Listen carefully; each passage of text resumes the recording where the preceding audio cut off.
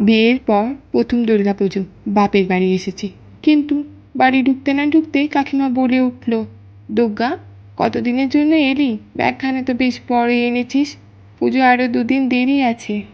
বললাম, কেন কাকিমা, আমি কি 2 দিন আগে আসতে পারি না? কথাটা শুনে কাকিমা একটু বিরক্তিভাবে বলল, হ্যাঁ, তা আসতেই পারিস। সপ্তমীর দিন ঠাকুর দেখতে গিয়ে পাড়ার এক কাকু বলল, কী রে দুর্গা, কবে আসা হলো তোর? উত্তরে, এই তো কাকু দিন 4 হলো। কাকু জানতে চাইল আমি কবে ফিরে যাব। বললাম, পুজোর পরে। কাকু, বাবা, এতদিন থাকবি? কথাটা খুব গায়ে লাগলো, তাই কিছু না বলেই সেখান থেকে চলে গেলাম। শুধু মনে হচ্ছে বিয়ের পর বাপের বাড়ি আসাটা যেন আমার কোনো অপরাধ।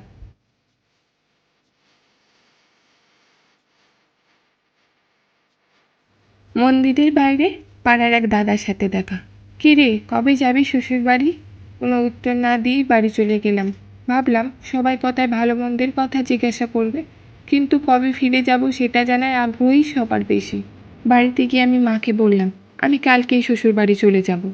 মা কারণটা জানতে চাইল। খুলে সব বললাম। উত্তরে মা বলল, অনেকেই অনেক কথা বলে থাকে, কিন্তু এত কথায় কান দিতে নেই। দেখতে দেখতে আরও 2 দিন কেটে আজ দশমী। চোখের জলে মাকে সবাই বরণ করছে আর বলছে, আর কটা দিন থাকতেই তো পারতে মা, পরের বছর আরও তাড়াতাড়ি এসো, তোমার অপেক্ষায় রইলাম। এই কথাগুলো শুনে মনে মনে ভাবছি, ঠাকুর দুর্গা আর মানুষ দুর্গার মধ্যে কতটা তফাৎ। অথচ আমরা দুজনেই বাপের বাড়ি এসেছি, একজনকে যেতে দিতে চাই না আর একজনকে রাখতে।